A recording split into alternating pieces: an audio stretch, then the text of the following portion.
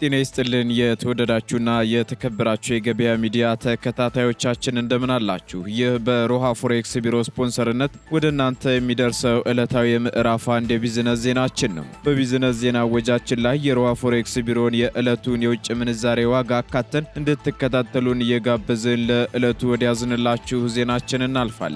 በቅድሚያም አርዕስቶችን እናስቀድም። አዲስ ለሚገነባው ባለ 62 ፎቅ ዋና መስሪያ ቤት ህንፃ ግንባታ ዓለም አቀፍ ጨረታ መውጣቱ ተሰምቷል። መረጃውን እናጋራችኋለን። የዋጋ ንረትን ለመቀነስ አነጋጋሪ መረጃ ከአዲስ አበባ ሰላምና ጸጥታ አስተዳደር ቢሮ ተሰምቷል። የምናጋራችሁ ይሆናል። የፋይዳ ዲጂታል መታወቂያ በሀገሪቱ አስገዳጅ የሆነ መምጣቱን ተከትሎ የወጡ አዳዲስ መረጃዎች ተሰምተዋል። በዝርዝር ከምናደርሳችሁ መረጃዎቻችን መካከል ይገኝበታል።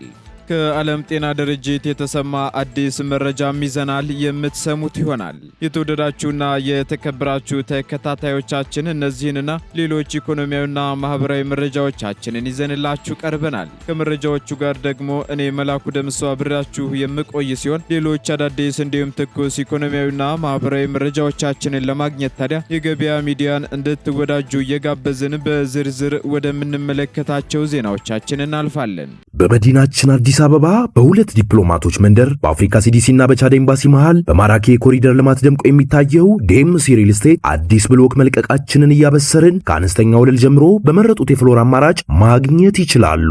በለቡ መብራት 65000 ካሬ ላይ የተንጣለሉ ግንባታቸው ከ30 እስከ 50% በደረሱ ብሎክ ከስቱዲዮ እስከ ባለ 4 መኝታ ቤቶችን በካሬ 78000 ብር አለያም 431000 ብር ቅድመ ክፍያ በመክፈል የቤት ባለቤት ይሁኑ እንሎታለን። 60% በሚደርስ የረጅም ጊዜ ባንክ አማራጭ ከወለድ ነጻ አገልግሎት ጋር አመቻችተናል። ቀድሞ ለሚመጡ ለ10 ዕድለኞች እስከ 30% የሚደርስ ቅናሽም አዘጋጅተናል። ለበለጠ መረጃና ለቢሮ ቀጠሮ እንዲሁም ሳይት ለመጎብኘት በ0968 7272 29 ላይ አሊያም በ0920 22 1458 ላይ አሁኑኑ ይደውሉ። በኢትዮጵያ ተግባራዊ የተደረጉ የልማት ኢኒሼቲቮች የኢኮኖሚ እድገቱን ከማሳለጥ ባለፈ ለስራ ዕድል ፈጠራ ጉልህ ሚና እየተጫወቱ መሆኑን የፕላንና ልማት ሚኒስቴር ገለጸም። ይህ የተገለጸው ደግሞ 20ኛው የዓለም ስራ ድርጅት በስራ ላይ የተመሰረተ የባለሙያዎች አህጉራዊ ስብሰባ በተካሄደበት ወቅት ነው። በስብሰባውም የመንግስት ከፍተኛ የሥራ ኃላፊዎች፣ የተለያዩ ሀገራት ተወካዮችና የዓለም አቀፍ ተቋማት መሪዎች የተገኙ ሲሆን ጎን ለጎንም ሀገራት በስራ ዕድል ፈጠራ ዙሪያ ያላቸውን ተሞክሮ የሚለዋወጡበት የፓናል ውይይትም ተካሂዷል። በዚህም በኢትዮጵያ አካታች የኢኮኖሚ ስርዓት በመዘርጋትና በስራ ዕድል ፈጠራ ረገድ ስኬታማ ተግባራት እየተከናወኑ ናቸው ሲሉ የፕላንና ልማት ሚኒስትሯ ዶክተር ፍጹም አሰፋ ተናግረዋል። የግሉ ክፍለ ኢኮኖሚ ለስራ ዕድል ፈጠራው ያለውን ጉልህ ሚና በማጤንም መንግስት የግሉን ዘርፍ ለማበረታታት ሰፊ የስራ ዕድል እንዲፈጠር ሁኔታዎችን ማመቻቸቱንም ጠቅሰዋል።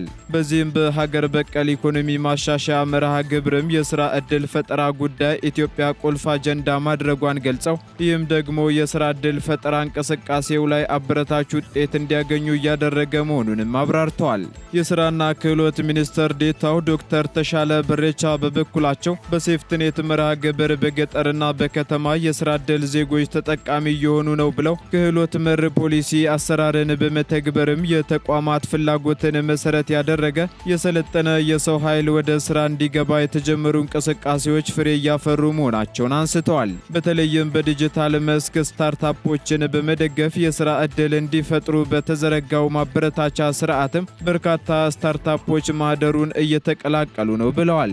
በተጨማሪም በዓለም የሥራ ድርጅት የልማትና ኢንቨስትመንት ቅርንጫፍ የቅጥር ፖሊሲ መምሪያ ኃላፊ ሚቶ ቱስካማቶ እያደገ የመጣው የመሠረተ ልማት ግንባታ ተገቢው የሥራ ዕድል እንዲፈጥር ሀገራት የተሻለ አሰራር ቀርጸው ሊንቀሳቀሱ ይገባል ሲሉም አሳስበዋል። ከ262 ሚሊዮን በላይ የአዲስ አበባ ከተማ ነዋሪዎችን ማጓጓዙን የአዲስ አበባ ከተማ አውቶቡስ አገልግሎት ድርጅት አስታወቀም። አገልግሎቱ በ9 ወራት ውስጥ ብቻ ከ262 ሚሊዮን በላይ ተሳፋሪዎችን ማመላለሱን በድርጅቱ የአገልግሎት ድጋፍ ዳይሬክተሩ አቶ እንዳልካቸው ከበደ ተናግረዋል። በዚህ ጊዜ ውስጥ 230 ሚሊዮን 567 ሺህ በላይ ተሳፋሪዎችን ለማመላለስ በእቅድ ተይዞ እንደነበርም አስታውቀዋል። በዚህም ከእቅድ በላይ አፈጻጸም ታይቷል ያሉት አቶ እንዳልካቸው የጉዞ ምልልስንና ተደራሽነትን ለመጨመር በተደረገው ጥረት ጥሩ ውጤት ሊገኝ ችሏልም ሲሉ አስረድተዋል። እንዲሁም በቀጣይ ለአዲስ አበባ ከተማ ነዋሪዎች የተሻለ አገልግሎት ለመስጠት ታቅዷል የተባለ ሲሆን አገልግሎቱ የሚሰጣቸው የትራንስፖርት አገልግሎቶች በቴክኖሎጂ የተደገፉ እንዲሆኑ የሚያስችሉ ስራዎች እየተሰሩ እንደሚገኙም ገልጸዋል።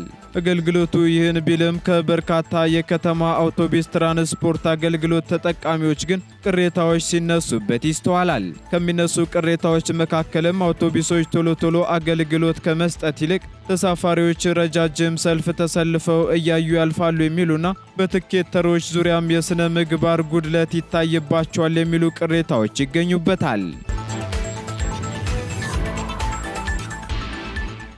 15 ሚሊዮን ዜጎች የፋይዳ ዲጂታል መታወቂያ ተጠቃሚ ሆነዋል ሲል የብሔራዊ መታወቂያ ፕሮግራም አስታወቀም። ይህ የተባለውም የአይዲ ፎር አፍሪካ 2025 ዓመታዊ ጉባኤ ላይ ሲሆን በጉባኤው ላይም የፋይዳ ስኬታማ አተገባበር ከቁጥር ባሻገር ለኢትዮጵያ የዲጂታላይዜሽን ጉዞ ወሳኝ የሆነውን የዲጂታል መሰረተ ልማት ግንባታ ላይ ያተኮረ መሆኑን የብሔራዊ መታወቂያ ፕሮግራም ዋና ዳይሬክተር አቶ ዮዳሄ ዘሚካኤል ተናግረዋል። በዚህም የሀገር ውስጥ የመረጃ ስርዓት በመፍጠርና ባለሙያዎችን በማብቃት እንዲሁም ከተለያዩ ተቋማት ጋር አጋርነትን በማጠናከር የተሰሩ ስራዎች ለተገኙት ውጤታማነት አፈጻጸም ከፍተኛ አስተዋጽኦ ማበርከታቸውንም ተናግረዋል። ጠቅላይ ሚኒስትር ዶክተር አብይ አህመድም ብሔራዊ መታወቂያ ለሀገራዊ የልማት አጀንዳ ቁልፍ መሆኑን አጽንኦት በመስጠት ያልተቋረጠ ድጋፍ ሲያደርጉ መቆየታቸውንም ዋና ዳይሬክተሩ አንስተዋል። የፋይዳ ዲጂታል መታወቂያ ስርዓት ተግባራዊ በሆነባቸው ተቋማትም አገልግሎት ለማቅረብ ይወስድ የነበረውን ጊዜ እስከ 60 በመቶ መቀነስ መቻሉንም በጉባኤው ተሰምቷል። ጉባኤውንም የብሔራዊ መታወቂያ ፕሮግራም ከአይዲ ፎር አፍሪካ ጋር በመተባበር ያዘጋጁ ሲሆን ከ100 ሀገራት በላይ የተውጣጡ ከ2000 በላይ ልዑካን ይሳተፉበታልም ተብሏል። አሁን ላይ በመላ ሀገሪቱ ማለት በሚቻልበት ሁኔታ የተለያዩ አገልግሎቶችን ለማግኘት የፋይዳ ዲጂታል መታወቂያ እንደ ግዴታና መስፈርት እየሆነ መጥቷል። ለአብነትም የባንክ አገልግሎት፣ የትምህርት ቤት ምዝገባ አገልግሎት ግዴታ ሲሆኑ እንዲሁም ሰሞኑን ደግሞ የፓስፖርት አገልግሎት ለማግኘት የፋይዳ ዲጂታል መታወቂያ እንደ ግዴታ መቀመጡ ይታወሳል። በአዲስ አበባ ከተማ አስተዳደር የዋጋ ንረት እንዳይባባስ ለማድረግ እየሰራው ነው ሲል የአዲስ አበባ ሰላምና ጸጥታ አስተዳደር ቢሮ አስታወቀም። ቢሮው እንደ መልካም አስተዳደር ችግር የተያዘውን የዋጋ ንረት ጉዳይ ትኩረት ሰጥቶ እየሰራበት እንደሚገኝ አስታውቋል። ይህን ተከትሎም ችግሩን 100% መፍታት ባይቻልም ባለፉት 9 ወራት ግን በመንግስትና በህብረተሰቡ በኩል በተደረጉ ጥረቶች የተወሰነ ለውጥ ማምጣት መቻሉን አቶ ገብሬ ዳኘው ተናግረዋል። የቢሮ አማካሪው አክለውም ከውጭ ሀገር የሚገቡ ምርቶች ዋጋ መናር የሚጠበቅ ቢሆንም ሀገር በቀል ምርቶች ላይ የሚስተዋለው የዋጋ ንረት ግን ምክንያታዊ አይደለም ብለዋል። በመሆኑም የዋጋ ንረት እንዲባባስ በሚያደርጉና ህገወጥ የንግድ እንቅስቃሴ በሚያከናውኑ አካላት ላይ እርምጃ መወሰዱንም ተናግረዋል። በቀጣይም ደግሞ ቁጥጥር የማድረግና መሰል እርምጃዎችን የመውሰዱ ስራ ተጠናክሮ እንደሚቀጥልም አክለዋል። በሌላ በኩል ቢሮው የዋጋ ንረት እንዳይባባስ ለማድረግ እየሰራሁ ነው ቢልም የኑሮ ውድነቱና የምርቶች የሸቀጣሸቀጦችና የመሳሰሉ የፍጆታ ዕቃዎች ከጊዜ ወደ ጊዜ እየጨመሩ መምጣታቸውና የዋጋ ንረቱ ማሳሳቢ ደረጃ ላይ መድረሱን ነዋሪዎች ቅሬታቸውን ሲያነሱ ይስተዋላል። ቀጥለናል። ውድ ተከታታዮቻችን የኢትዮጵያ ኤሌክትሪክ ኃይል አዲስ ለሚገነባው ባለ 62 ፎቅ የኤሌክትሪክ ኃይል ዋና መስሪያ ቤት ህንፃ ግንባታ ዓለም አቀፍ ጨረታ ማውጣቱን አስታወቀም። ተቋሙ በአዲስ አበባ ሜክሲኮ አካባቢ ለሚያስገነባው ባለ 62 ፎቅ ዋና መስሪያ ቤት ህንፃ ግንባታ ዓለም አቀፍ የቅድመ ማጣሪያ ጨረታ ማውጣቱን አስታውቋል። ይህ ግዙፍ ህንፃም በ445 ሚሊዮን የአሜሪካን ዶላር የሚገመት ኢንቨስትመንት የሚካሄድበት የሚጠቀስ ሲሆን የኢትዮጵያ ኤሌክትሪክ ኃይል በንግድ ግንባታ ዘርፍ ልዩ ሙያ ያላቸውን ዓለም አቀፍ ተቋራጭ ድርጅቶች ለጨረታው መወዳደር ይችላሉም ብሏል። በ20792 ካሬ ሜትር ቦታ ላይ የሚገነባው ይህ ህንፃ በኢንጂነሪንግ ግዢና በኮንስትራክሽን የውል አይነት የሚከወን እንደሆነም ተነግሯል። ህንፃው ሲጠናቀቅ ደግሞ 197800 ካሬ ሜትር የሆነ አጠቃላይ የወለል ስፋትና 327.5 ሜትር ከፍታ እንደሚኖረውም ተገልጿል። ይህ በአዲስ አበባ ሜክሲኮ አካባቢ የሚገነባው ባለ 62 ፎቅ ዋና መስሪያ ቤት ህንፃ ግንባታም በ4 ዓመታት ውስጥ ለማጠናቀቅም እቅድ ተይዟል ተብሏል። ተቋሙ ይህንን ፕሮጀክት ለመንደፍና ለመገንባት የሚያስፈልገውን የቅድመ ማጣሪያ ማመልከቻ በዓለም አቀፍ ደረጃ በመጋበዙ ተቋራጮች በፋይናንስና በቴክኒክ አቅማቸው የተወሰነ መስፈርቶችን እንዲያሟሉ ጠይቋል። በተለይም አመልካቾች ባለፉት 5 ዓመታት የኦዲት ሪፖርታቸውን እንዲሁም በአማካኝ ቢያንስ 230 ሚሊዮን ዶላር ዓመታዊ ገቢ ማቅረብ ይጠበቅባቸዋል ተብሏል። ከቴክኒክ አንጻር ደግሞ ቢያንስ ለ10 ዓመታት በግንባታ ላይ ልምድ ያላቸውና እያንዳንዳቸው ቢያንስ 370 ሚሊዮን የአሜሪካ ዶላር ዋጋ ያላቸው ተመሳሳይ ፕሮጀክቶችን በተሳካ ሁኔታ ያጠናቀቁ መሆን አለባቸውም ብሏል። የንድፍና የግንባታ ክትትል አማካሪ በመሆን ዳር አልሃንዳሳ ወይም ሻየርና አጋሮች መምረጡን ያሳወቀው ተቋሙ ይህ ፕሮጀክት ሲጠናቀቅ በአዲስ አበባ የንግድ እንቅስቃሴ ላይ ትልቅ አሻራ ከመጣሉም ባለፈ ለአካባቢ ጥበቃ ዘርፍ አርአያ ይሆናል መባሉን ካፒታል ጋዜጣ አስነብቧል። ወደ መጨረሻው የዝርዝር መረጃችን ስንሸጋገር የዓለም ጤና ድርጅት የአሜሪካ ድጋፍ በመቆሙ ምክንያት ፈተና ውስጥ መግባቱ ተገለጸ። ይህን ተከትሎ ድርጅቱ 2.1 ቢሊዮን ዶላር በጀት እንደሚያስፈልገው ማስታውቋል።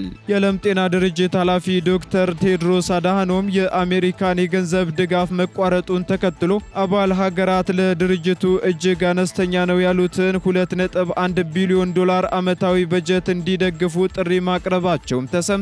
ይህ የተባለው ደግሞ በጄኔቫ በተካሄደው 78ኛው የዓለም ጤና ጉባኤ ላይ ሲሆን ድርጅቱ ለ80 ዓመታት የሰውን ሕይወት ለማሻሻል ጥረት ሲያደርግ መቆየቱን ዶክተር ቴዎድሮስ ጠቅሰዋል። ሆኖም የአሜሪካ ፕሬዝዳንት ዶናልድ ትራምፕ በጥር ወር ከWHO ትልቁ የገንዘብ ድጋፍ ምንጭ የነበረችው አሜሪካ ድጋፏን ማቋረጧን ተከትሎ ድርጅቱ ፈተና ውስጥ መግባቱን ተናግረዋል። የ2.1 ቢሊዮን ዶላር በጀቱ ከጦርነት ወጪ ጋር ሲነጻጸር እጅግ አነስተኛ መሆኑን አጽንኦት የሰጡት ዶክተር ቴድሮስ ሰው ለማዳን እጃችን ማጠር የለበትም ብለዋል።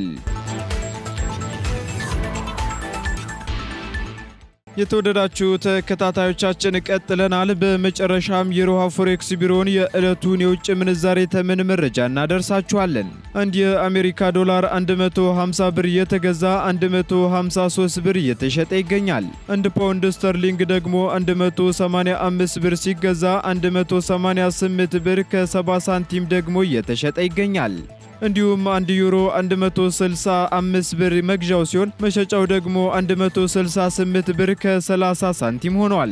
ስዊስ ፍራንክ 169 ብር እየተገዛ 172 ብር ከ38 ሳንቲም እየተሸጠ ይገኛል። የተባበሩት አረብ ኤምሬት ድራም ደግሞ 40 ብር መግዣው ሲሆን መሸጫው ደግሞ 40 ብር ከ80 ሳንቲም ሆኗል። እንዲሁም የሳውዲ ሪያል ደግሞ 39 ብር እየተገዛ 39 ብር ከ88 ሳንቲም እየተሸጠ ይገኛል። የቻይናው ዩዋን 18 ብር ከ50 ሳንቲም እየተገዛ 18 ብር ከ87 ሳንቲም እየተሸጠ መሆኑን የዕለቱ የውጭ ምንዛሬ ተመን መረጃ ያመለክታል። የተወደዳችሁና የተከበራችሁ የገበያ ሚዲያ ተከታታዮቻችን ለምዕራፍ 1 ያዝንላችሁ ኢኮኖሚያዊና ማህበራዊ መረጃዎቻችን እነዚህን ይመስሉ ነበር። አዳዲስ እንዲሁም ትኩስ ኢኮኖሚያዊና ማህበራዊ መረጃዎቻችንን ለማግኘት ታዲያ የገበያ ሚዲያን እንድትወዳጁ እንጋብዛለን። መልካም ጊዜን ተመኘ። በመዲናችን አዲስ አበባ በሁለት ዲፕሎማቶች መንደር በአፍሪካ ሲዲሲና በቻድ ኤምባሲ መሃል በማራኪ የኮሪደር ልማት ደምቆ የሚታየው ዴምሲ ሪል ስቴት አዲስ ብሎክ መልቀቃችንን እያበሰርን ከአነስተኛ ወለል ጀምሮ በመረጡ በመረጡት የፍሎር አማራጭ ማግኘት ይችላሉ። በለቡ መብራት 65000 ካሬ ላይ የተንጣለሉ ግንባታቸው ከ30 እስከ 50% በደረሱ ብሎክ ከስቱዲዮ እስከ ባለ 4 መኝታ ቤቶችን በካሬ 78000 ብር አለያም 431000 ብር ቅድመ ክፍያ በመክፈል የቤት ባለቤት ይሁኑ እንሎታለን። 60% በሚደርስ የረጅም ጊዜ ባንክ አማራጭ ከወለድ ነጻ አገልግሎት ጋር አመቻችተናል። ቀድሞ ለሚመጡ ለ10 ዕድለኞች እስከ 30% የሚደርስ ቅናሽም አዘጋጅተናል። ለበለጠ መረጃና ለቢሮ ቀጠሮ እንዲሁም ሳይት ለመጎብኘት በ0968 7272 29 ላይ አለያም በ0920 22 1458 ላይ አሁኑኑ ይደውሉ።